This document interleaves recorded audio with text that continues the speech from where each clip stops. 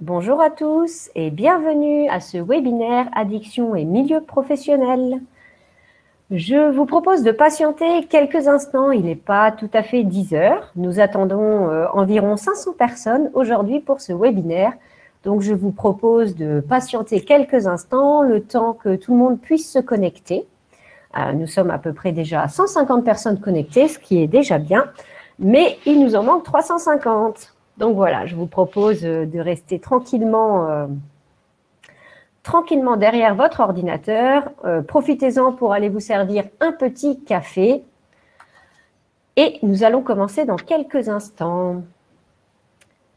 Alors, je vous propose également pour patienter un petit sondage qui va apparaître sur votre onglet à droite pour qu'on puisse en savoir un peu plus sur vous. Donc, ce sondage vient de se publier. Donc, vous avez l'onglet à droite, vous avez un onglet questions, sondage. Donc, n'hésitez pas à y répondre. Dites-nous si, en tant qu'employeur ou salarié, vous vous trouvez dans une situation liée à l'addiction sur votre lieu de travail. Voilà, c'est simplement un peu pour qu'on puisse savoir qui de vous est dans cette situation. Donc, bienvenue aux nouveaux arrivants. Vous êtes bien au webinaire de GEST, l'association des services de santé au travail du Grand Est, donc qui porte aujourd'hui sur l'addiction et le milieu professionnel. Donc nous attendons environ 500 personnes, donc je vous demande encore quelques minutes de patience, le temps que tout le monde puisse se connecter, et nous allons bientôt démarrer. Donc bienvenue, je vois le compteur qui augmente petit à petit. N'hésitez pas également dans l'onglet questions. Ah, je vois justement que Sylvie nous dit qu'elle n'a ni le son ni la vidéo. Alors, n'hésitez pas à nous faire un petit retour si vous m'entendez bien dès maintenant dans l'onglet questions. Alors, si vous avez des soucis de son ou vidéo, merci Charlotte qui nous dit que parfait, elle entend tout. Donc, malheureusement, si vous rencontrez quelques soucis avec la vidéo ou le son, nous ne pouvons pas intervenir puisque cela dépend de votre connexion Internet. Donc, si jamais vous ne voyez pas la vidéo ou que vous avez un débit, soit je vous invite à vous connecter peut-être en partage de connexion avec votre téléphone, si votre Wi-Fi ou votre connexion Internet est instable. Nous avons quand même beaucoup de gens qui nous disent que tout fonctionne, qui nous entendent bien. Effectivement, n'hésitez pas à vous connecter par Google Chrome ou Firefox, donc Mozilla, donc qui sont les deux navigateurs web les plus enclins à fonctionner avec Livestorm. Voilà, donc n'hésitez pas. Vous avez encore le temps, on va attendre encore 2 minutes, le temps que tout le monde puisse se connecter. Effectivement, tout le monde nous dit que cela fonctionne. Donc, pour les personnes qui ont des soucis, essayez de changer soit votre navigateur Internet ou d'avoir une meilleure connexion. Alors, Daniel se demande si son micro est bien coupé. Alors, ne vous inquiétez pas, nous ne vous voyons pas et nous ne vous entendons pas. Vous êtes les seuls à nous voir en vidéo et à nous entendre, mais ce logiciel n'est pas un logiciel de réunion, c'est bien un logiciel de webinaire. Donc, nous n'avons pas du tout accès à votre caméra ou à votre micro. Ce n'est pas un échange. Vous pouvez nous contacter également sur l'onglet questions. Et je vous rappelle qu'à la fin de cette présentation, le replay ainsi que la présentation PDF que vous allez voir aujourd'hui seront disponibles sur le site internet de GEST et de vos services de santé au travail. Voilà, donc on va patienter encore une petite minute. Donc bienvenue aux derniers participants. Comme je vous l'ai dit, nous attendons environ 500 personnes. Donc je vous propose d'être encore patient pour 1 ou 2 minutes. Et nous allons commencer ce webinaire. Alors, je regarde dans les questions. Alors, Yasmine nous dit qu'elle n'a pas un bon son. Encore une fois, si vous avez des soucis de connexion, il faut soit que vous changiez de navigateur web, soit que vous ayez une meilleure connectique sur Internet. Nous ne pouvons pas, nous, intervenir là-dessus. Donc, sachez également que la présentation sera disponible en replay à la fin de la présentation. Donc, nous avons environ 230 personnes connectées, donc presque la moitié des personnes qui se sont inscrites. Donc, nous allons bientôt commencer encore une petite minute et nous allons lancer donc, ce webinaire. Les gens pourront nous rejoindre par la suite. Alors, Camille nous demande sur quel site le replay et le PDF seront disponibles. Alors, sur le site internet GEST, que l'on vous communiquera à la fin de la présentation, mais également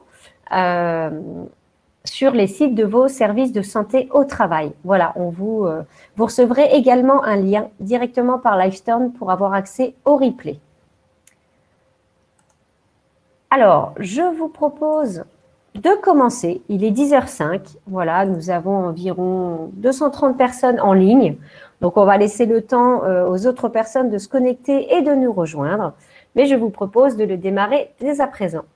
Donc, bonjour à tous. Je suis Claire Grunder, responsable communication au sein d'Agestra, donc service de santé au travail de Metz et Thionville. Et je vous accueille aujourd'hui pour vous présenter un webinaire porté par l'Association des services de santé au travail du Grand Est, GEST, qui porte sur l'addiction et le milieu professionnel. Pour présenter ce webinaire, aujourd'hui, j'accueille Dr Martini, addictologue et médecin collaborateur à l'ALSMT, Magali Trézeux, infirmière en santé au travail chez AST 08, et Laurine Jacob, qui nous fait l'honneur de sa présence et qui est responsable prévention régionale de l'association Addiction France. Dans les starting blocks en back-office, nous avons également le docteur Mistréanou, médecin du travail à l'ASTME, Nadège Burin, infirmière en santé au travail chez Agestra, et Laetitia Lallemand, infirmière en santé au travail chez RST, qui sont disponibles pour répondre à vos questions, donc sur l'onglet situé sur votre droite. N'hésitez pas pendant la présentation à poser vos questions, on y répondra à l'écrit. Et à la fin de notre webinaire, nous aurons également un temps d'échange. Vous avez un onglet sondage, nous en avons lancé un petit, vous pouvez encore y répondre.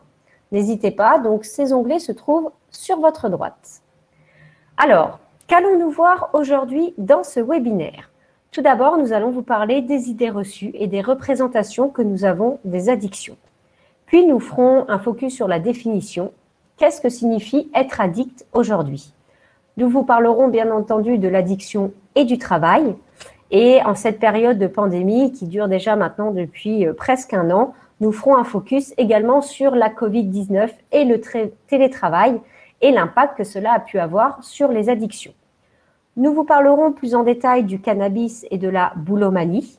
Et enfin, nous vous parlerons également de comment réagir en tant qu'employeur, en tant que salarié, face à une situation d'addiction et quels sont les moyens de prévention qu'ils sont à votre disposition. Donc, sans plus attendre, docteur Martini, je vous laisse la parole. Dites-nous tout, quelles sont les idées reçues aujourd'hui? Très bien, je vous remercie pour nous accueillir dans ce webinaire qui tombe bien à propos puisque nous sommes en plein défi de janvier. Le défi de janvier, c'est s'interroger sans tabou sur sa consommation d'alcool. Et je crois que dans une société où on a des grosses difficultés à exprimer le mot alcool, ça tombe vraiment bien à propos, ce débat autour des addictions. Alors, première idée reçue qu'on peut retrouver quand on interroge un peu la population, c'est le tabac, c'est un déstressant, ça me permet de gérer des situations de stress au travail, ça me permet de gérer lorsque j'ai un client qui est difficile. Alors, effectivement, on entend beaucoup cette idée-là. Simplement, le tabac est un facteur de stress. Sur le plan physiologique, c'est-à-dire sur le plan des effets au niveau de la santé, on a bien une augmentation de la tension artérielle, un rétrécissement des artères, une accélération de la fréquence cardiaque. La nicotine, c'est un psychostimulant. Donc, vraiment, pour vous détendre, c'est plutôt sortir de la pièce qui est importante, c'est plutôt respirer un bon coup, plutôt que de respirer la fumée d'une cigarette. Autre idée reçue, c'est consommer de la bière ou du vin au travail pendant la pause, ça n'empêche pas d'être efficace. Bien au contraire, certains nous disent « Ah ben moi, ça me donne un coup de fouet pour bosser ». Alors, il faut bien se rendre compte que l'alcool, c'est une petite molécule qui va rapidement agir au niveau du cerveau et entraîner des modifications. Alors, c'est un mot barbare, capacité cognitive. En gros, ça va ralentir les fonctions de travail au niveau de notre cerveau. Ça a aussi un impact. Alors, on sait très bien que le risque routier en santé au travail, c'est un risque qui est rare, mais qui est très, très important, donc en termes de mortalité. Donc, vous voyez que la consommation d'alcool va entraîner une diminution de l'acuité visuelle et auditive, des troubles de l'attention et de la concentration et une diminution du temps de réaction. Donc, c'est vraiment un enjeu important, ce combat autour de l'alcool et de la conduite automobile. Idée reçue 3, consommer de l'alcool ou de la drogue est une affaire strictement privée, ça ne me concerne pas en tant qu'employeur, c'est le salarié qui s'en occupe chez lui. Alors, effectivement, on pourrait raisonner comme ça. Alors, déjà, les conduites addictives, on le verra, c'est multifactoriel. C'est plusieurs éléments qui vont engendrer finalement une conduite addictive et la pérenniser dans le temps. C'est aussi un facteur, et nous, en santé au travail, on est très vigilants là-dessus, sur le maintien dans l'emploi. Et je crois que fondamentalement, l'employeur, à la fois une responsabilité légale, on le verra, mais de définir une politique de santé publique dans son entreprise, de politique de prévention dans son entreprise, c'est véritablement quelque chose qui améliorera les performances de son entreprise et améliorera la santé globale de ses salariés. Donc, on le verra dans le topo suivant. Alors, nos représentations, je vous l'ai dit, souvent on nous parle de la consommation de tabac, votre médecin vous interroge là-dessus, et très peu sur la consommation d'alcool. Alors, cette petite diapo pour vous montrer en fin de compte un peu la répartition des produits. Les 3 premiers produits, c'est alcool, tabac, cannabis, ça reste les premiers produits consommés par les Français. L'alcool demeure le premier produit largement expérimenté. Environ 47 millions de Français de 11 à 75 ans ont déjà expérimenté, c'est-à-dire consommé au moins une fois de l'alcool dans leur vie. Et il y a à peu près au tabac 11 millions de consommateurs quotidiens et 900 000 de consommateurs de cannabis. Retenez pas les chiffres, retenez simplement que alcool, tabac, c'est 110 000 morts par an, évitable, et c'est une mortalité précoce, c'est-à-dire en dessous de 65 ans. Donc on peut vraiment, en réduisant sa consommation d'alcool ou en arrêtant sa consommation de tabac, on peut diminuer cette mortalité. C'est un vrai objectif de santé publique. Il y a aussi un coût social. Je rappelle que l'alcool, coût social, c'est 120 milliards. Tabac, 120 milliards et drogue illicite, c'est 10 milliards. Donc il y a un enjeu de santé publique et l'entreprise peut se positionner efficacement dans la prévention dans les addictions. Alors là aussi, des courbes qui peuvent paraître pour certains barbares, simplement pour montrer que même s'il y a eu une nette diminution des consommations de tabac ou d'alcool depuis les années 60, on constate un plateau ou des petites variations, un petit plateau en fin de compte, que ce soit pour l'alcool ou pour le tabac. Par contre, vous avez, c'est pour ça fera l'objet d'un focus dans notre travail, c'est des préoccupations qu'on trouve beaucoup dans le milieu de l'emploi, c'est la consommation de cannabis, avec une augmentation depuis une dizaine d'années de l'expérimentation, notamment chez les plus jeunes, et ces comportements de consommation de cannabis ont tendance à se pérenniser, et on sait bien que les jeunes sont des futurs travailleurs et sont des futures personnes qui seront dans nos entreprises. Alors, si on focalise, donc on a fait en population générale, l'entreprise, c'est pas un sanctuaire. L'entreprise, c'est des gens en population générale qui vont travailler. Et on voit bien là aussi, quand on regarde sur les 18-35 ans, donc une tranche plutôt jeune qui est en plein dans l'arrivée dans le monde du travail, que, vous voyez, les épisodes de consommation d'ivresse répétée, c'est quand même près de 10% des actifs qui vous relatent, moi, j'ai eu des épisodes d'ivresse répétée, qui fument quotidiennement, c'est près de 30%, et qui ont consommé du cannabis au moins dans l'année, c'est 10%. Alors, ne pensons pas que les employeurs ne sont pas intéressés par ça, puisque lorsqu'on les interroge sur un sondage, vous voyez que 85% des dirigeants d'entreprise affirment être préoccupés par les questions de toxicomanie et notamment leur impact au niveau du travail. Donc, à la fois en termes de santé publique et en termes de dimension travail, je pense qu'on a vraiment à faire cette cohésion-là et bosser ensemble. Alors, encore un tableau barbare. Simplement, on a toujours cette idée de c'est les ouvriers, c'est le BTP où ça consomme beaucoup, c'est dans le milieu de la restauration que ça consomme beaucoup, les barman, etc., le monde de la nuit. Alors, c'est vrai que ce sont des populations qui sont beaucoup plus à risque parce qu'il y a une corrélation entre charge physique et consommation de produits psychoactifs. Mais vous le savez, de charge physique, on est passé à charge mentale. Et la charge mentale est aussi un facteur de consommation de produits psychoactifs à visée stimulante. On le verra tout à l'heure. Donc, il n'est pas étonnant de voir, alors là, un petit focus sur le cannabis, il n'est pas étonnant de voir dans tout, finalement, les grands corps de métier, les CSP, de voir une augmentation ou au moins la persistance de troubles liés aux conduites addictives. Donc, ça n'est pas focalisé uniquement à certaines professions, c'est l'ensemble du champ. Bien évidemment, les ouvriers jusqu'aux cadres, jusque même aux dirigeants des entreprises. Personne n'est à l'abri de tomber dans une conduite addictive. Alors, merci, docteur merci, docteur Martini, effectivement, donc pour cette introduction donc, qui nous dit que c'est vraiment un sujet aujourd'hui d'actualité et qu'il ne faut pas négliger. Donc, concrètement, aujourd'hui, être addict, ça veut dire quoi? C'est quoi? Alors, oui, alors on entend, le mot addict a été beaucoup galvaudé, on est addict à tout, addict au sport, addict au sexe, addict au shopping, on a même des parfums qui se vantent de nous rendre addicts. Bref, l'addiction, c'est quoi? Alors déjà, je pense que de définir l'addiction, c'est une maladie chronique du cerveau, comme le diabète, comme l'hypertension artérielle, qui nous affecte. Prendre un produit va affecter le fonctionnement du cerveau et durablement cette conduite, lorsqu'on a des prédispositions, va affecter véritablement notre cerveau et entraîner finalement une difficulté. Prendre un produit, c'est avant tout un comportement qui va nous générer du bien. On prend un produit parce que ça nous fait du bien, un verre parce qu'on aime le goût de certains types d'alcool. Donc au départ, on le prend parce qu'on a envie de ressentir une sensation de plaisir. Ou bien au contraire, on prend ce produit parce qu'on a une tension interne, une sensation de malaise interne, et que le fait de prendre ce produit ou ce comportement, on verra qu'il y a des addictions sans produit, va faire que je vais soulager cette sensation de manque interne, de tension interne, de stress interne. Donc rappelons, au départ, on prend un produit finalement parce que ça nous fait du bien. Mais l'addiction, c'est ça qui est terrible, c'est que si au départ ça nous fait du bien, finalement au départ, on va répéter ce comportement, ça va s'épuiser et malgré la connaissance de ces effets, on va poursuivre ce comportement. Alors juste une petite précision, vous avez des addictions qui sont avec et sans substance. Donc quand on dit addiction, on a souvent le produit, c'est l'alcool, l'héroïne, le cannabis, etc. ou certains médicaments. Mais il y a aussi des comportements addictifs qui concernent les jeux d'argent, les jeux de hasard ou d'argent, ou maintenant la cyberdépendance.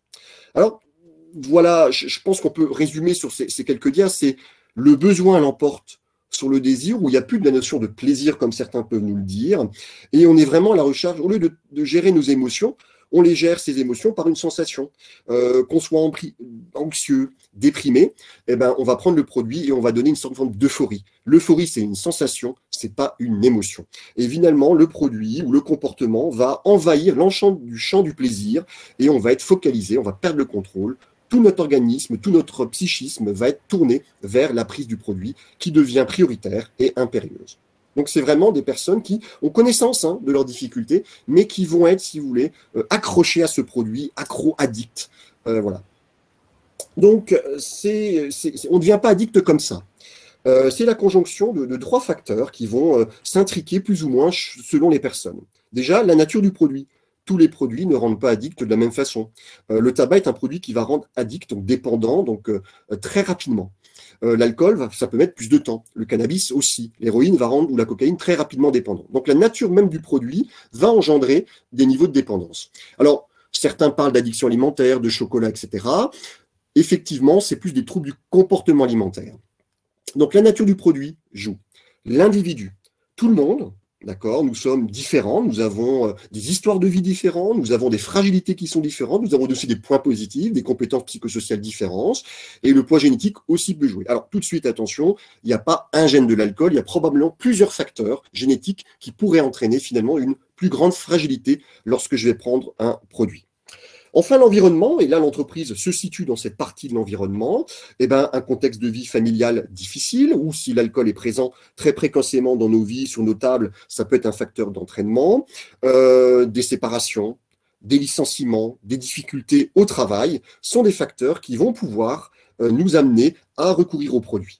Donc, vous voyez que c'est la conjonction de ces trois facteurs qui vont amener finalement à un individu à devenir dépendant. D'où l'idée d'intervenir sur le produit, l'individu et l'environnement. Et l'environnement, c'est aussi le monde du travail. Alors, rapidement sur le plan neurobiologique, alors il y a une hormone, c'est un neurotransmetteur, c'est un peu la dopamine, si vous connaissez. La dopamine, c'est une petite molécule qui se trouve dans le cerveau. Et lorsqu'on va avoir une situation intéressante pour nous, alimentation, etc., ça va nous déclencher de la libération de dopamine. Et cette dopamine va engendrer une sensation de plaisir ou de soulagement. Le produit, l'individu, l'environnement, je vais prendre un verre, je vais apprendre finalement dans la phase de poursuite, à automatiser ce comportement, je vais apprendre à boire, je vais apprendre à rouler ma cigarette, je vais apprendre à me connaître en tant que consommateur, et il va y avoir ce qu'on appelle un conditionnement. Donc, si ce comportement, je le trouve sympathique, la dopamine me dit, ça c'est un comportement sympathique, poursuis ce comportement. Eh ben, je vais le poursuivre, apprendre, et puis d'un seul coup, vous voyez, le revers de la médaille, c'est que quand j'ai plus ce produit, eh ben, je vais me sentir moins bien. Sensation de manque, physique, émotionnel, stress, irritabilité, qu'est-ce qui va se passer? Je vais tout de suite me dire, il faut que je reprenne ce produit ou reproduise ce comportement. Donc, je vais éviter cette phase qu'on appelle le wanting, je vais reprendre le produit. Et c'est comme ça, finalement, qu'on va perdre le contrôle. Notre cerveau, il va s'automatiser autour d'un seul objectif, me donner du plaisir ou éviter les effets négatifs du manque du plaisir. Donc, on est vraiment dans une maladie du plaisir que c'est cette addiction. Très bien, merci docteur Martini. Donc voilà, maintenant on sait exactement de quoi on parle, hein, puisque c'est important aussi de bien définir les termes. Donc concrètement, pouvez-vous nous parler des addictions et du travail? Qu'en est-il de ce côté-là, qui est donc le sujet même, notamment de notre présentation? Alors après ce focus général, donc on va finalement placer la focale sur le monde du travail. Alors on a tendance à dire aussi que le travail, finalement, est un facteur de risque de consommation. Pourquoi? Parce que le produit a des fonctions d'anesthésie. Pour tenir physiquement, on entend souvent, bah, ça me permet de calmer ma fatigue, ça me permet de gérer le stress, ça me permet, par exemple, quand je suis sous-employé, quand je suis sans activité, de gérer l'ennui. Et ça permet aussi, lorsqu'on parle des troubles musculo-squelettiques, de calmer la douleur. Le soir, avant de m'endormir, j'ai mal partout, je sais qu'un verre d'alcool va me détendre, va me déstresser et va me permettre de dormir. C'est ça, récupérer. Là aussi, le lâcher prise, faire une coupure, l'effet sas. On le retrouve avec la cigarette, hein. La pause, c'est pause, cigarette, café, c'est l'effet sas. J'ai besoin du produit pour faire cette pause. Donc là aussi, récupérer. Stimuler, euphoriser, désinhiber. On est là aussi dans les vertus, entre guillemets les vertus bien évidemment, dans les effets recherche dopantes. Rester vigilant, assurer. Donc, c'est des produits psychostimulants qu'on peut retrouver. C'est la cocaïne, par exemple. C'est le tabac. Gestion, par exemple, de mon travail de nuit avec la cigarette. C'est améliorer mes performances et optimiser mes performances par le prix d'un produit. Alors après, ça, c'est toujours contrebalancé. C'est-à-dire que si je suis tellement euphorique et tellement désinhibé, il faudra un moment que je me calme. Donc, qu'est-ce que je vais faire? Eh bien, je vais avoir recours à un produit, et là, on arrive à la polyconsommation, à un produit qui plutôt va me faire descendre. Je vais prendre de la cocaïne, pour descendre, pour me sentir mieux et pour éviter le syndrome de manque de cocaïne, je vais prendre de l'héroïne, qui elle-même va générer, vous voyez, un syndrome de manque. C'est un peu un cercle vicieux qui s'installe.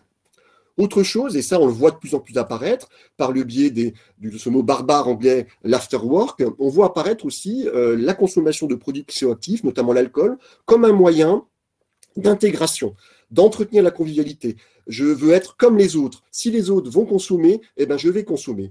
Donc si je suis dépendant de l'alcool ou malade de l'alcool et que je me soigne, et que est organisé un peu d'entreprise, est organisé un after work, où finalement mes collègues vont consommer, je vais me sentir en grande difficulté. Vous voyez donc toute la difficulté dans ces pots d'entreprise. On verra la responsabilité de l'employeur concernant les pots d'entreprise.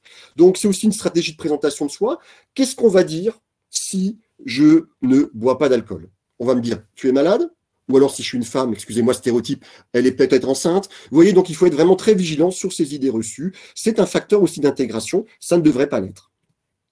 Mais aussi le travail, et pour nous addictologues, quand on les soigne, et pour nous aussi médecins du travail, c'est aussi un facteur d'intégration fabuleux.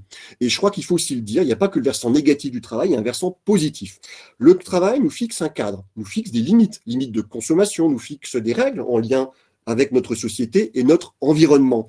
C'est aussi un fabuleux outil d'estime de soi et de satisfaction personnelle, quand tout va bien au niveau de l'entreprise, bien évidemment. C'est un facteur d'équilibre psychique qui est un facteur qui protège les addictions. Et dans le soin, finalement, permettre à un salarié, et nous, addictologues, à un patient, d'arriver, de retrouver son emploi, c'est un signe de réussite du traitement des addictions. Donc il y a le versant négatif, d'accord, de risque par rapport à une situation de travail qui serait mal vécue, mais il y a aussi un fabuleux outil, le travail, et l'entreprise a un vrai rôle là-dedans, et le médecin du travail aussi a un vrai rôle pour permettre à ces sujets addicts de se soigner par le travail.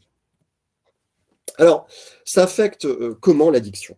Alors, on a mis uniquement ici les éléments physiques, mais de point de vue physique, effectivement, vous avez des effets directs, somnolence, agitation, hallucination, arrêt cardiaque, inconscience, bon, des choses qui peuvent faire effectivement très peur. Je rappelle que la première complication de l'alcool, c'est l'ivresse. C'est la première complication d'une consommation de produits psychoactifs, c'est l'ivresse pour l'alcool. Ça a aussi des effets à long terme, on a vu pour le coût social de la consommation, cancer, cirrhose, difficultés respiratoires, avec son lot d'arrêt de travail et d'arrêt maladie. Mais il y a aussi des conséquences psychiques. Les produits sont dépressogènes, ça va entraîner un sentiment de mal-être. C'est des produits qui sont anxiogènes, qui vont entraîner un sentiment d'être angoissé, stressé. Et puis en plus, si vous avez du manque, ça se rajoute. Donc, conséquences physiques et psychiques de ces addictions. C'est, je crois, une réelle souffrance. Et si je reprends le mot addiction dans son sens ancien, addicere, c'était chez les Romains une contrainte par corps. C'était vraiment une contrainte forte par corps. D'accord, merci beaucoup donc pour toutes ces informations. Maintenant, donc aujourd'hui, nous le savons, cela fait plusieurs mois, presque un an que nous évoluons donc dans une situation sanitaire très particulière qui est la pandémie donc, de la Covid-19. Ça a amené énormément de salariés à être mis en télétravail par choix ou non. Alors, quel a été finalement l'impact justement de la Covid-19 et du télétravail sur les salariés et les addictions?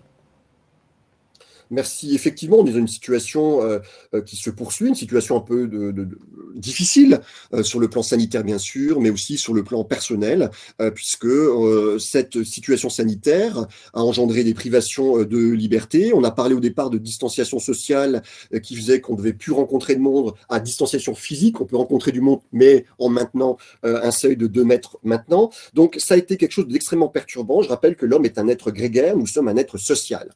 Ça a généré des situation d'anxiété, et on l'a vu que l'anxiété est un facteur de risque de prise de produits psychoactifs, justement, un peu comme aspect automédicament, comme autotraitement. Ça a été une déstabilisation aussi au sein de nos entreprises, et je crois qu'il a fallu s'adapter au niveau de chaque entreprise à cette situation hors norme qu'on n'avait pas connue depuis des siècles. Heureusement. Donc, ça a aussi entraîné pour nos salariés, pour nos patients, pour nos usagers, une difficulté d'accès aux soins, puisque des services ont dû fermer, ont réduit leurs consultations, il y avait constamment des reports pour certains prises en charge de soins. Donc ça a été vraiment quelque chose qui a beaucoup déstabilisé, notamment lors du premier confinement, nos salariés, nos entreprises et notre système de soins. Ça a généré aussi des difficultés financières, parce que, comme vous le dites justement, l'activité partielle s'est mise en place. Certes, il y a eu des aménagements financiers, mais pour certains, il y a eu quand même des pertes de revenus, et surtout cette angoisse, ce stress de est-ce que finalement mon entreprise, est-ce que ma société va se relever de cette pandémie. Donc vraiment une situation qui a perturbé notre fonctionnement. Mais là aussi où il ne faut pas voir tout noir, ça a permis aussi de développer naturellement d'autres façons de travailler. Et d'autres façons de travailler, c'était le télétravail. Alors le télétravail, vous l'avez bien dit au début, subi ou choisi. Alors quand il est choisi, effectivement, c'est quelque chose qui est une meilleure acceptabilité, mais pour certains, ça a été subi. Ça a été générateur d'isolement social. Je me retrouvais chez moi sans pouvoir discuter avec les collègues, sans pouvoir faire des fois un temps de pause et salutaire pour moi. Ça a été aussi difficile de gérer son organisation, gérer entre ce qui est du privé, de ce qui est du professionnel.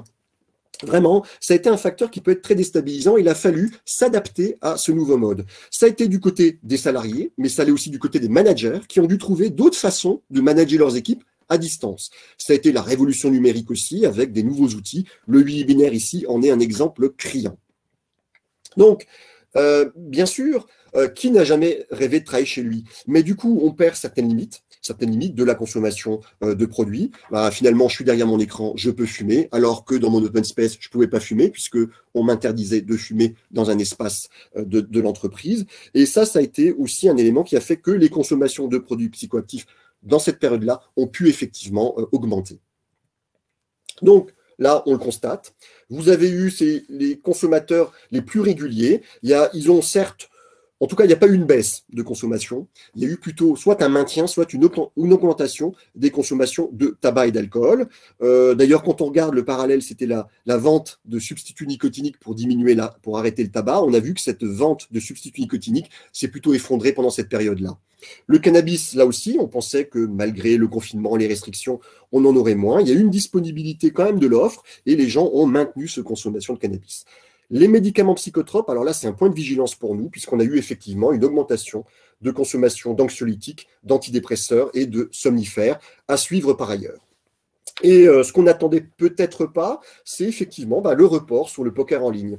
Il y avait beaucoup de jeux de paris en ligne, paris sportifs en ligne, mais comme les paris sportifs étaient effectivement interdits, du moins il n'y avait plus de paris sportifs puisqu'il n'y avait plus de compétition sportive ou de course, PMU, qu'est-ce qui s'est passé? Eh bien, les gens se sont reportés là aussi vers le poker en ligne, par exemple, qui a eu un essor constant pendant ces périodes-là.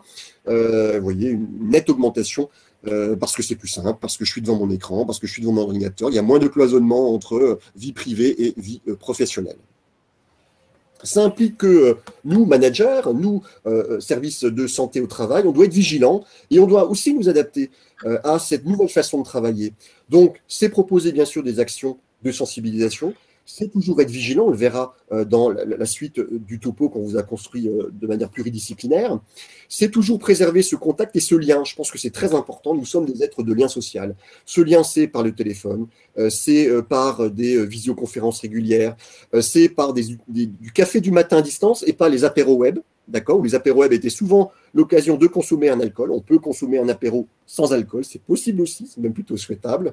Et ça, c'est très important de maintenir, d'être vigilant. Le manager doit être vigilant, le service de santé au travail doit être vigilant. D'autant plus qu'on voit apparaître des risques psychosociaux, isolement, difficulté de déconnexion, on le verra avec la boulomanie. C'est aussi l'apparition de TMS. Je suis moins bien installé sur mon écran que dans mon monde professionnel. J'ai pas forcément un bureau équipé de manière correcte. Du coup, TMS, douleur, tiens, le soir, j'ai mal, je me déstresse, je prends un verre d'alcool. Vous voyez que on doit repenser, et l'entreprise, le service de santé au travail, et même nous, et même les addictologues, doivent repenser leur manière de voir finalement la prévention et le soin. Mais on a effectivement des leviers puissants, et on va les voir tout à l'heure. Donc, là, je vous le dis, c'est pour fixer un peu, c'est mettre en place des groupes de communication internes, c'est faciliter le travail en équipe et maintenir une transparence sur le planning. Très bien, merci beaucoup, docteur Martini. Donc maintenant, Magali, je vous propose de prendre la suite et de pouvoir nous parler notamment du cannabis. Donc n'hésitez pas à mettre votre PowerPoint en grand écran, s'il vous plaît. Alors, on attend les petits aspects techniques. Alors, par contre, votre PowerPoint n'est pas lancé en grand écran pour le moment. Alors, là, c'est bon. Alors, moi, je suis en grand écran. Ah, alors apparemment, nous avons un petit souci technique que nous n'avions pas tout à l'heure. Nous ne le voyons pas en grand écran. Il faudrait juste décocher, utiliser le mode présentateur à droite. Quand vous voyez, est-ce que c'est décoché? Excusez-nous pour ce petit contretemps. Est-ce que c'est bon là, Claire? Alors, essayez de le relancer, puisque pour l'instant, nous n'avons toujours pas… Voilà. Ah, c'était bon. On va y arriver. Est-ce que là, c'est bien? Alors, attendez. Non, toujours pas. Bon, alors sinon, nous allons rester comme ça, puisque nous avons aussi un timing à tenir. Donc, il faudra passer… malheureusement, je n'ai pas d'autre solution. Si ça ne se lance pas, il faudra passer manuellement directement sur votre fichier PowerPoint. Est-ce qu'on est bien là? Je peux y aller? On ne l'a pas en grand écran, Magali. Il faut que vous passiez manuellement sur votre fichier PowerPoint. Ça ne fonctionne pas. D'accord. Donc, je ne sais pas pourquoi. Donc, voilà. Oui. Donc, de toute façon, excusez-nous, c'est les aléas du direct. Alors, donc, nous avons décidé donc de faire un focus en effet sur le cannabis, comme le docteur Martini l'a très justement souligné tout à l'heure. Depuis 3 décennies, on a pu noter tout à l'heure sur le graphique que la diffusion du cannabis n'avait cessé de progresser en France et que la cannabis reste la première substance illicite donc diffusée dans la population. Alors, on va pas repartir d'une idée reçue. Est-ce que fumer un joint avant d'aller au travail, finalement, est-ce que c'est grave ou est-ce que ce n'est pas grave? Alors, bien sûr, donc le cannabis est une substance psychoactive qui entraîne donc un affaiblissement des facultés, une diminution de la mobilité, de la coordination, de la perception, des réflexes, qui peut entraîner bien sûr une diminution donc de la concentration, qui peut entraîner des accidents du travail. Il faut savoir que ça a aussi un effet sur la mémoire à court et à moyen terme. Donc, il y avait un élément aussi qui était important de signaler, c'est que dans un quart des accidents mortels de la route, les produits stupéfiants, psychoactifs, donc, sont présents. Et ce produit psychoactif, dans 85% des cas, il s'agit du cannabis. Alors, on va parler un petit peu de, comment est-ce qu'on va pouvoir dépister ce cannabis. Donc, ce cannabis, on va principalement pouvoir le trouver dans la salive. Donc, il faut savoir qu'il va rester pendant 2 à 3 jours dans la salive. Ensuite, dans les urines, ça va rester 1 semaine si l'usage est ponctuel et jusqu'à plus de 3 semaines si l'usage est quotidien. Dans le sang, ça va rester environ 24 heures. Donc, il faut savoir que les analyses qui sont faites dans les urines et dans le sang sont des actes médicaux qui ne peuvent être prescrits que par des médecins. Alors, une question aussi qu'on va pouvoir se poser finalement, c'est est-ce que l'employeur peut utiliser des tests salivaires pour détecter la consommation de drogue? Donc, bien sûr, vous savez tous en tant qu'employeur que vous devez prendre toutes les mesures nécessaires pour assurer la sécurité et protéger la santé physique et mentale de vos travailleurs. Donc, à ce titre-là, en tant qu'employeur, vous devez être en mesure donc, de prévenir les risques donc, qui sont liés à la consommation de produits psychoactifs par certains salariés. Donc, vous allez donc être autorisé à avoir recours à ces tests salivaires uniquement pour les salariés qui occupent des postes à risque. Alors, une question qui est importante à se poser, c'est dans quelles conditions est-ce que ces tests salivaires vont pouvoir être pratiqués? Donc, la pratique de ces tests salivaires va être autorisée si elle est bien prévue dans le règlement intérieur, si c'est écrit dans votre règlement intérieur. Et il y a un point qui est important aussi à signaler, c'est qu'en cas de résultat positif, donc le salarié, il doit avoir la possibilité de demander une contre-expertise médicale qui sera, elle, à la charge de l'employeur. Alors, ces tests salivaires, par qui est-ce qu'ils peuvent être réalisés? Donc, ils peuvent être pratiqués donc, par un supérieur hiérarchique qui a reçu une information, une formation appropriée donc sur la manière de faire ces tests et surtout d'en lire les résultats. Donc, il faut savoir que dans ce cadre, l'intervention du médecin du travail n'est pas nécessaire.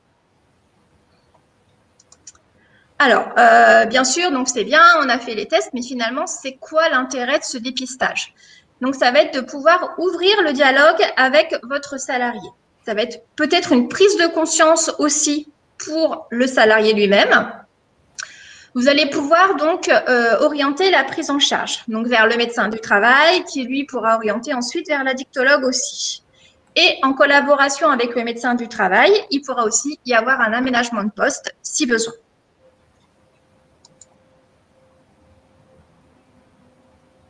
Donc, merci beaucoup Magali. Donc, excusez-nous encore pour le petit souci technique. Le PowerPoint ne se lance pas, mais l'important, c'est que vous puissiez y avoir accès. Alors, on va parler également de ce qu'on appelle la boulomanie, qui fait partie aussi d'une forme d'addiction. Alors, dites-nous en plus, qu'est-ce que la boulomanie concrètement, Magali?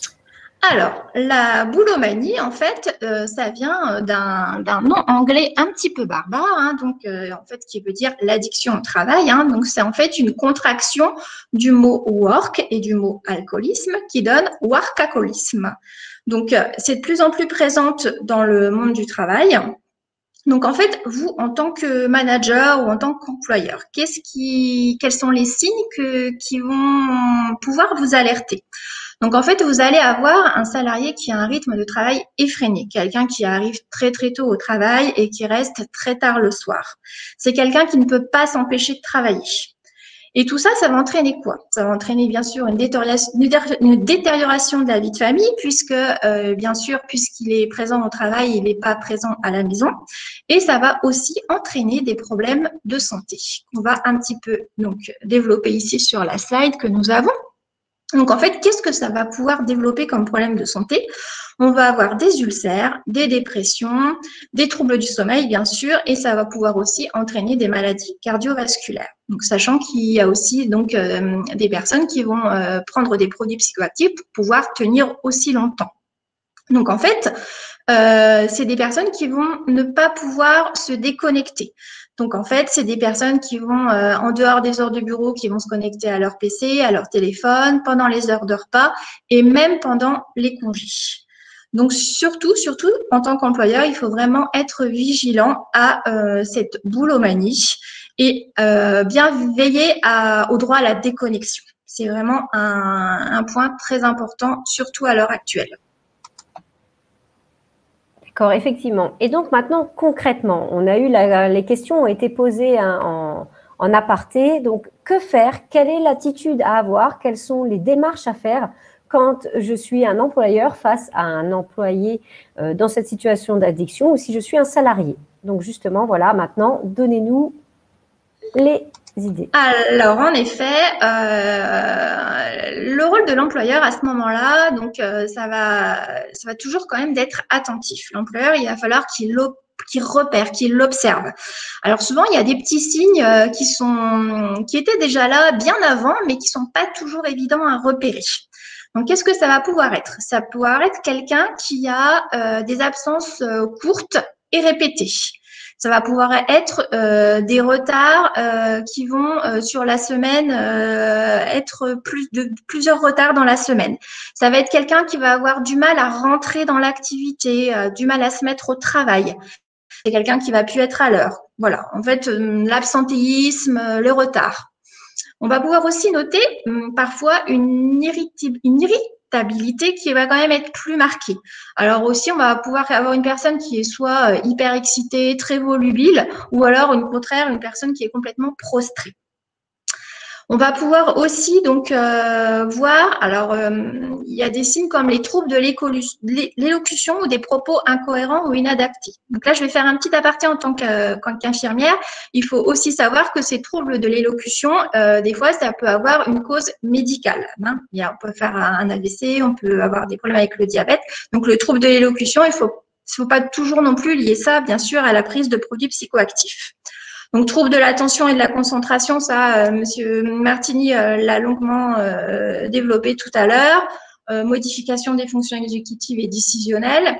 Conflit interpersonnel, si vous avez un salarié qui a des soucis, par exemple, de relationnel avec un collègue. Et bien sûr, une diminution de la vie relationnelle dans sa généralité. Alors, bien sûr, on a repéré, voilà, et maintenant, il va falloir pouvoir mettre en place une évaluation de la situation. Donc, en fait, il va falloir prendre le salarié en entretien, donc entretien individuel, de façon préférable en présentiel, et ensuite, il va falloir qu'on fasse une évaluation des faits. Donc, on reste toujours factuel. On n'est pas là pour juger la personne, bien sûr. Donc, l'idée maintenant, ça va être d'agir. Donc, agir comment? Ça va être toujours, vous avez le service de santé au travail avec le médecin du travail et donc, on va agir en collaboration avec le médecin du travail pour avoir une prise en charge adéquate. Donc, il faut savoir que chaque employeur, chaque adhérent a le droit de demander une visite médicale pour un salarié à sa demande. Et tous ces éléments, c'est ce qui va permettre ensuite d'engager le dialogue avec votre salarié. Alors, on vient de parler du service de santé au travail, donc il faut savoir que le service de santé au travail, ils sont au cœur de la mission de prévention de la consommation d'alcool et de produits psychoactifs. Donc, il faut savoir qu'ils sont composés d'une équipe quand même qui est pluridisciplinaire, donc qui est composée de médecins du travail, d'infirmiers de santé au travail. Donc, il y a les intervenants en prévention des risques professionnels qui sont aussi appelés plus communément les IPRP, donc ce sont des psychologues, des ergonomes. Il y a aussi les assistantes sociales sur lesquelles vous allez pouvoir vous appuyer et les différents intervenants en addictologie. Donc, il faut aussi savoir que le service de santé au travail peut agir bien en amont en faisant des actions de prévention primaire auprès de vos salariés, des actions de sensibilisation, donc sur la prévention du risque alcool et des produits psychoactifs. D'accord, merci beaucoup Magali. Donc voilà, on espère pouvoir vous avoir donné quelques indications. On a également beaucoup de questions sur justement que faire quand un salarié présente cette petite pathologie. Donc nous venons de vous les présenter. Surtout, n'hésitez pas de vous appuyer. Donc Laurine, je vous propose de partager à votre tour donc le PowerPoint. Donc comme je vous l'ai dit, nous recevons Laurine Jacob, responsable prévention régionale Grand Est de l'association Addiction France. Donc qui a travaillé avec nous sur ce webinaire et qui est donc présente aujourd'hui. Alors pour nous parler de son association, donc effectivement en termes de connexion Internet, nous avons eu quelques petits soucis ce matin, donc nous essayons de voir si Laurine arrive à justement partager, sinon on continuera sur le PowerPoint de Magali. Alors est-ce que le partage fonctionne, Laurine? Alors, bonjour à toutes et à tous. J'ai lancé le partage d'écran. Voilà, j'ai eu un petit trou qui mouline. Ah, c'est bon, c'est parfait. Bien, merci. Donc, je vais vous parler de prévention.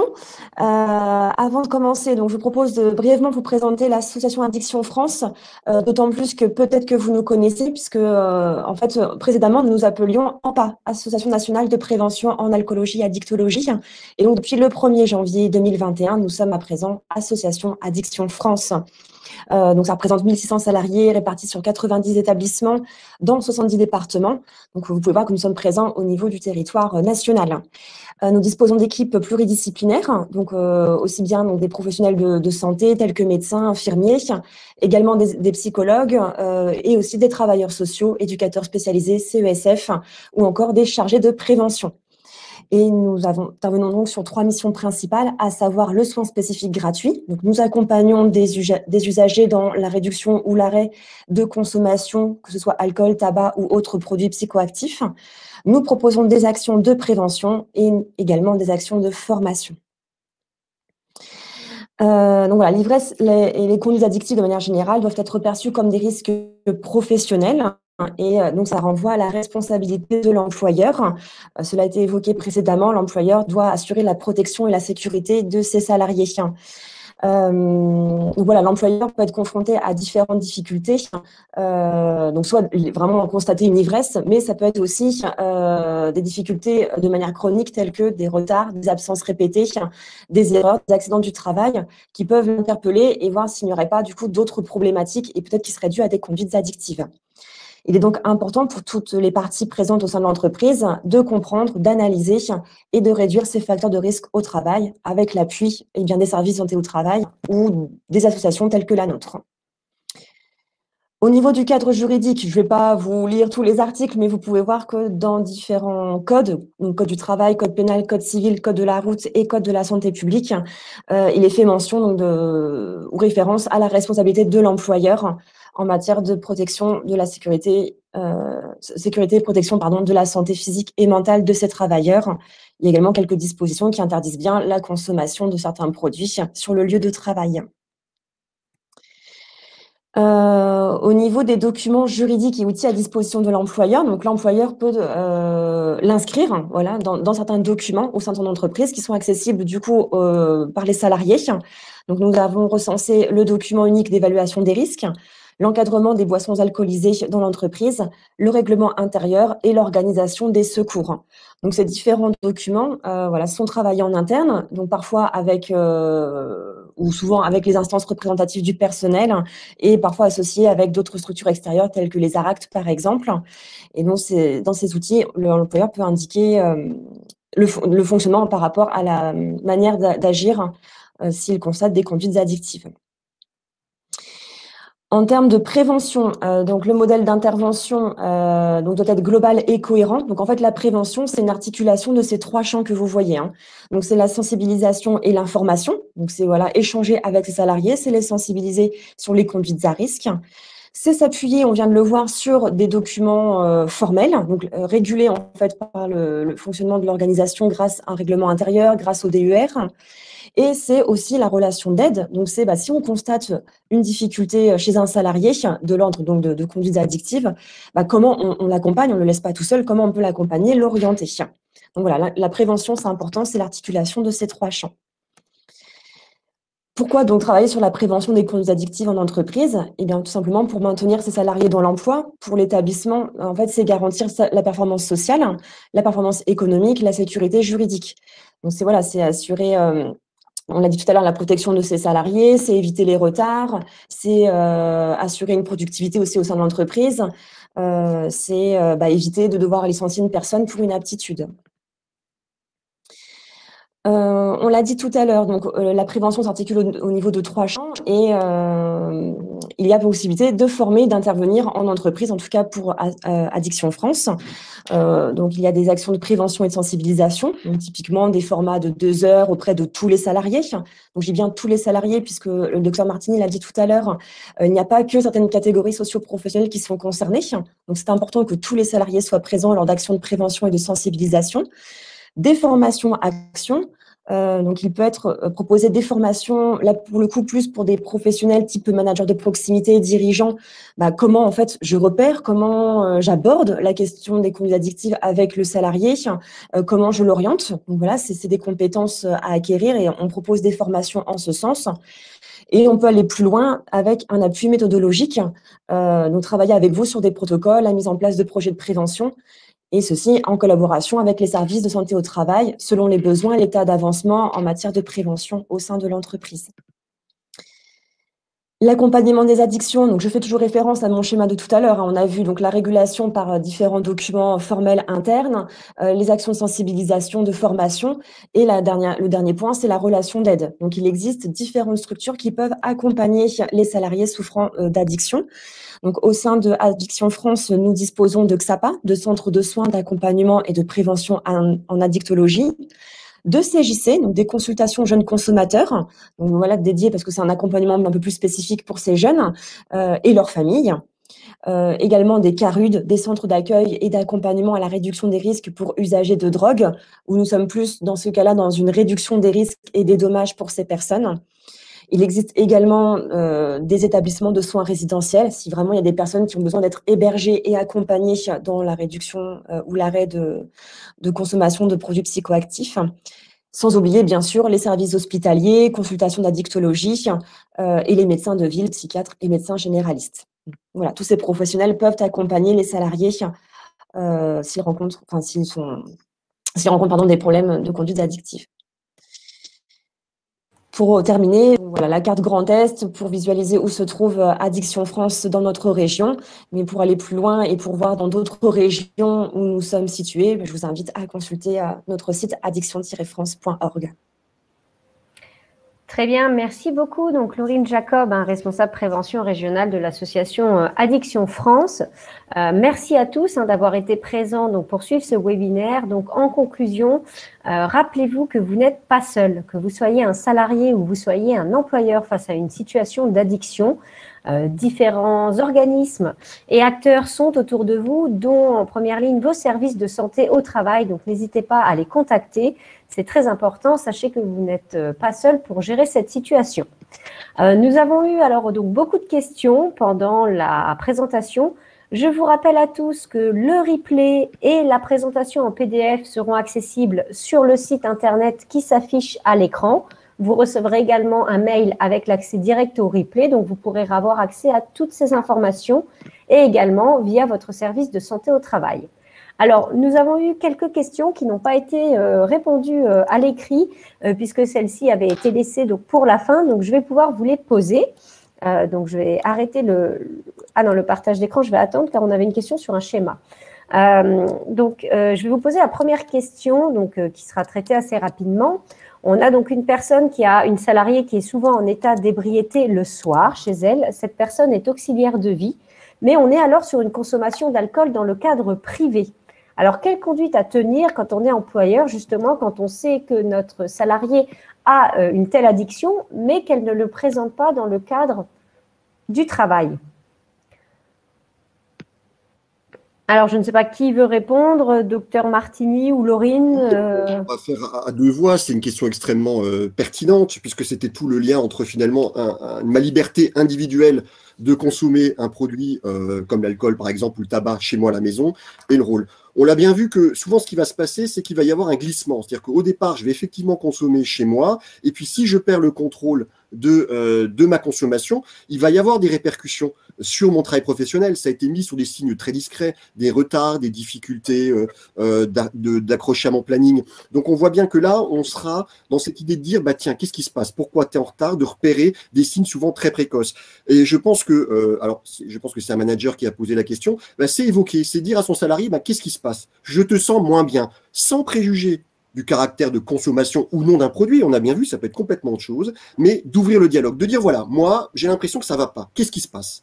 Est-ce que c'est la charge de travail qui est trop difficile? Est-ce que c'est les personnes à qui tu aides sont difficiles en ce moment? Ça peut être tout à fait possible. Et d'amener finalement le salarié à exprimer une difficulté.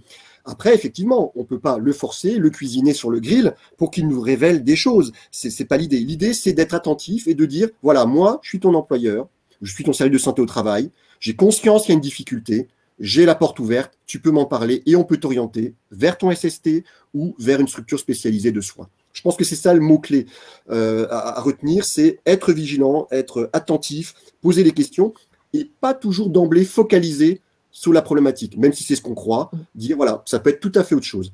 Je consomme de l'alcool non pas parce que, par exemple, au travail, c'est difficile, parce que j'ai été victime d'agression au niveau de mon boulot. J'ai pas voulu vous le dire, mais je suis victime d'agression. Bah, du coup, l'alcool me permet aussi de tenir. N'oublions pas ça. Très bien. Donc, merci, docteur Martini, pour ces précisions. Alors, nous avons beaucoup de questions qui arrivent. Donc, on continue à essayer d'y répondre également à l'écrit, hein, parce qu'on ne pourra pas répondre à toutes les questions à l'oral. Vous en posez vraiment beaucoup. Sachez également que nous avons eu des questions d'ordre juridique. Est-ce que j'ai le droit en tant qu'employeur de faire ça, de surveiller, de surveiller une connexion, vous voyez, de se servir. Alors, nous sommes service de santé au travail, donc sachez que nous ne pouvons pas vous apporter non plus une réponse juridique. Ce n'est pas du tout de notre fait et de nos connaissances. Alors, nous avions une question sur les sources. Donc, docteur Martini, les premières courbes que vous avez présentées sur l'évolution justement de la consommation, est-ce que voilà, vous pouvez nous dire, on ne l'a pas noté sur la diapositive, mais de mémoire, vous l'avez pris dans le baromètre?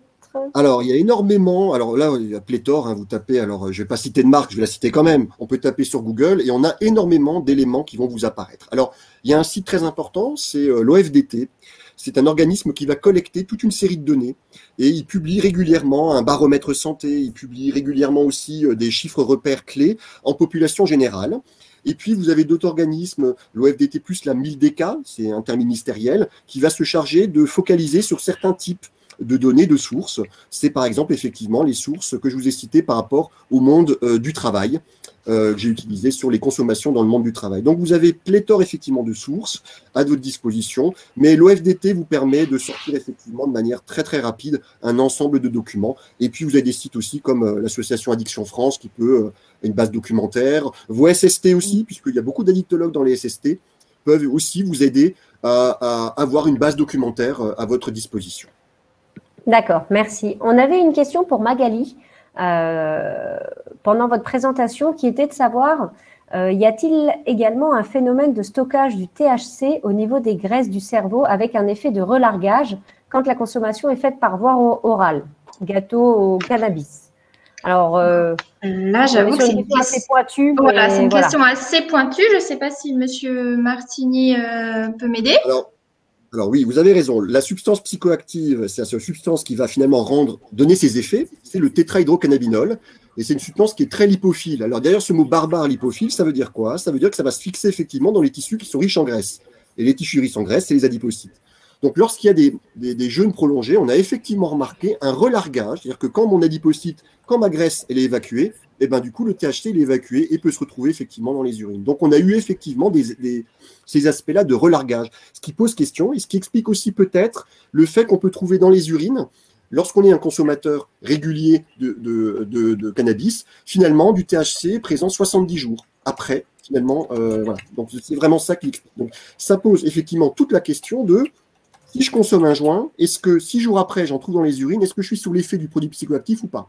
Parce qu'on peut doser, je rappelle qu'en prise de sang, au médico-légal, on peut doser jusqu'au microgramme. Hein. On peut aller très très loin dans le dosage du cannabis, notamment sanguin. Mais après, je veux dire, la biologie ne règle pas tout. Hein. Attention au mythe de la biologie qui règle tout. Ça pose souvent plus de questions que ça n'apporte de réponses. Alors, nous avons vraiment énormément de questions. Nous en avons une vingtaine depuis que nous vous proposons une question. Nous ne pourrons pas toutes les traiter. Ce n'est pas possible. Surtout que nous avons un timing à tenir. Donc, j'invite les personnes en back-office à continuer à répondre aux questions. Et lorsque l'on aura fini, on essaiera également, si vous êtes encore disponible, quelques minutes pour apporter une réponse écrite. Alors, on a parlé des tests salivaires au niveau du cannabis, donc qui étaient autorisés par un employeur pour les postes à risque. On nous demande également si un employeur peut procéder à des tests par éthylotest. De la même manière, voilà, quelle est la politique sur les tests d'alcool en entreprise? Alors après, on est sur le même principe en fait que pour les tests salivaires pour le cannabis. Si dans le règlement intérieur de l'entreprise, le directeur autorise un un salarié qui a eu une formation, comme pour les tests salivaires, hein, à faire des tests d'alcoolémie, bien sûr, c'est possible. D'accord. Voilà, donc vous avez cette réponse. Alors, on a peut-être encore le temps, 1 ou 2 minutes pour une petite question. Alors, une question qui est revenue quand même plusieurs fois, donc on va y répondre en même temps. Que peut-on faire quand nous n'arrivons pas à convaincre, quand le salarié refuse le dialogue? Nous avons eu cette question qui est revenue plusieurs fois. Voilà, que peut-on faire en tant qu'employeur face à ça? Alors, je ne sais pas, peut-être Laurine ou docteur Martini, aux situations-là, qui revient assez souvent. Je laisse peut-être la parole à Laurine, parce que sinon je vais monopoliser. Puis... Alors après, qui refuserait le dialogue déjà dès l'échange avec le manager, en fait, qui refuserait, j'imagine à ce stade-là, je pense. Hein. C'est une très bonne question. Effectivement, c'est un peu. Je pense qu'il faut avoir l'approche. J'avoue que je n'interviens pas en entreprise. Donc du coup, je vais essayer de voir comment je peux répondre à cette question. En tout cas, nous, à notre niveau, on forme justement les managers sur l'approche. Après, il faut voir au niveau du questionnement comment ça a été abordé aussi. Après, j'imagine que ça s'associe aussi avec les services de santé, de santé au travail. Là, je suis un petit peu perdue dans la question. Je vous avoue, je ne saurais pas répondre exactement comment mes collègues qui, eux, interviennent en entreprise font. Après, c'est vrai que... la personne, je pense que c'est au niveau aussi du questionnement, de la relation que l'on a avec le contexte va influer aussi sur comment la personne refuse, comment elle peut réagir. Ça dépend comment c'est abordé aussi avec cette personne-là. Après, c'est sûr que si elle ne veut pas se confier, je ne sais pas pour le coup si les services de santé au travail peuvent être un appui, j'imagine. Oui, c'est pour ça. Je vous ai lâchement laissé la parole. Hein. J'avoue que je vous ai lâchement laissé. Non, il n'y a pas de souci. C'est une question extrêmement difficile et je crois qu'on pourrait faire un webinaire complet là-dessus. Tant les situations sont différentes et le contexte est différent, mais effectivement, vous avez raison. C'est effectivement toujours être. Alors après, on doit mettre en situation de sécurité aussi de son entreprise. Un individu qui a un trouble du comportement aigu, je ne préjuge pas du caractère de prise de produit ou pas, doit être mis en sécurité. Et on doit tout faire pour amener à sécuriser ce salarié. Et là, effectivement, c'est prendre contact rapidement avec son SST pour faire le point avec lui. Et vraiment une approche qui est vraiment... c'est de la dentelle. Hein. C'est de la dentelle parce que je vous ai dit, chaque individu est différent, chaque mode de fonctionnement d'entreprise est différent, il n'y a pas de règle clé. Donc c'est vraiment la question tarte à la crème. Je vous remercie de l'avoir posée enfin parce qu'on va avoir juste un sentiment de frustration. Mais néanmoins, n'hésitez pas à vous rapprocher de vos SST et des associations de prévention pour faire vraiment un diagnostic et vous donner des clés. L'addiction, c'est une maladie longue, hein, c'est pas quelque chose. Alors, on est face à un trouble du comportement aigu, mais nous, dans l'approche de santé au travail, dans l'approche prévention et dans l'approche addicto, on est sur du très long terme, on est sur du long terme. Et quelquefois, ça rentre en conflit, effectivement, avec un manager qui dit mais moi, il consomme, faut qu'il arrête tout de suite parce que ça va pas aller. Alors que nous, on est sur l'accompagnement, le soin, qui peut prendre quelquefois plusieurs années. Donc, il faut qu'on se discute, il faut qu'on parle et qu'on mette, si vous voulez, notre chronomètre au même niveau. Voilà. D'où l'intérêt des visites qui peuvent être faites donc à la demande de l'employeur. Et l'employeur peut bien sûr prendre le temps de téléphoner au médecin du travail et d'échanger avec lui. C'est vraiment un travail qui doit être fait en collaboration. Très bien. Alors, je vais prendre une dernière question, hein, puisqu'il est déjà 11 heures et que voilà, nous devons aussi terminer ce webinaire. Donc, c'est une question aussi qui est revenue plusieurs fois. Alors, sans aborder, encore une fois, nous sommes les services de santé au travail, nous n'avons pas d'aspect juridique. Hein. On nous a beaucoup demandé qu'est-ce qu'on peut faire, quelles sanctions, quelles sont les responsabilités de l'employeur. Arriver dans ces détails-là, ce n'est pas nous qui pouvons vous conseiller. Hein. Il faut vraiment faire appel à un service juridique.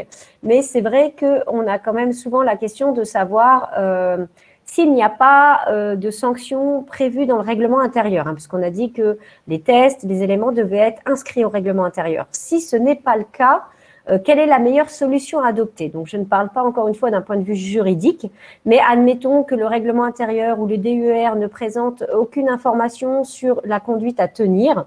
Donc, pour conclure, quelle est la meilleure attitude à avoir en tant qu'employeur face à ce salarié? On va reprendre un peu ce qu'on a dit, mais on va également, je pense, conclure sur ça, qui a été une question souvent posée. Docteur Martini, en tant qu'addictologue, peut-être? Oui, alors je vais peut-être me répéter. Alors, c'est vrai que lorsque c'est on a, quel que soit le texte, si quelqu'un est en situation de détresse ou d'urgence, on doit intervenir. C'est pas parce que c'est pas noté dans le texte, dans le règlement intérieur qu'on doit pas prendre en charge un patient, un salarié, pardon, en difficulté. Il faut que ce soit effectivement obligatoirement quelqu'un qui est en difficulté. Il faut pouvoir intervenir et le mettre en sécurité le salarié et mettre en sécurité les autres aussi salariés. On est d'accord, on a aussi une responsabilité sur le salarié qui a une difficulté addictive, mais il ne faut pas oublier le collectif. Et peut-être une notion qu'on a oubliée, il faut aussi s'occuper du collectif derrière, qui va pouvoir quelquefois gérer cette situation aussi. Donc, mettre en sécurité. Et là, s'il y a un contexte de trouble du comportement aigu, c'est effectivement le SAMU qui doit être apporté. Je veux dire, voilà. Effectivement, je crois qu'il faut appeler le SAMU, etc. S'il y a le secouriste au travail, il faut effectivement avoir cette ressource-là. Si on est une très petite entreprise, c'est peut-être passer un coup de bigophone, effectivement, à votre SST qui est ouvert et qui permettra de trouver une réponse rapidement à votre contexte. Mais là, on est vraiment dans le détail Oui, voilà. Merci, donc, docteur Martini, on est dans le détail, mais c'est vrai qu'on a eu beaucoup de questions sur que faire si un salarié vient. Voilà, donc si vous n'avez pas d'informations dans votre règlement intérieur, dans votre DUER, voilà, qui vous indique la conduite à tenir, n'hésitez pas en fonction de la situation, au niveau de la personne qui est là. Donc, soit à contacter votre service de santé au travail, soit à contacter, comme l'a dit docteur Martini, le SAMU également.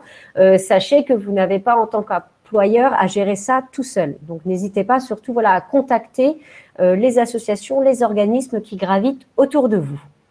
Eh bien, écoutez, il est 11h05, donc je vous propose de conclure notre webinaire. Nous avons eu effectivement beaucoup de questions. Nous allons essayer de répondre aux dernières encore à l'écrit pour ceux qui sont disponibles. Donc, je vous rappelle que ce webinaire va être disponible en replay dès que nous l'avons terminé. Et également, la présentation sera disponible en PDF sur le site association-geste.org. N'hésitez pas également à demander à votre service de santé au travail. D'ici cet après-midi, ils seront disponibles au plus tard en début de semaine prochaine. Donc, je vous remercie, donc vous trois, pour votre intervention, pour vos réponses aux questions sur ce sujet. Merci Laurine Jacob d'avoir été aussi présente avec nous pour montrer que les services de santé au travail ne travaillent pas seuls non plus et savent aussi s'entourer d'organismes et d'associations ciblées en fonction de la thématique. Je remercie aussi chaudement mes trois collaboratrices qui sont en back-office et qui n'ont pas arrêté depuis 1 heure de taper et de répondre aux nombreuses questions qu'on a reçues. Je vous propose de répondre sur l'onglet sur votre droite à 3 petits sondages que nous venons de publier pour pouvoir nous faire un petit retour sur ce webinaire. Donc, vous pouvez répondre même quand celui-ci est encore terminé. Donc, le mot de la fin, merci à tous. Merci. Merci. Merci. Et puis, nous vous souhaitons tous une agréable journée et un bon week-end. Et surtout, prenez soin de vous et n'hésitez pas à parler autour de vous si vous avez une suspicion d'un comportement d'addiction. Les personnes, le plus souvent, ont besoin d'aide. Donc, n'hésitez pas. Bonne journée à tous. Au revoir. Au revoir.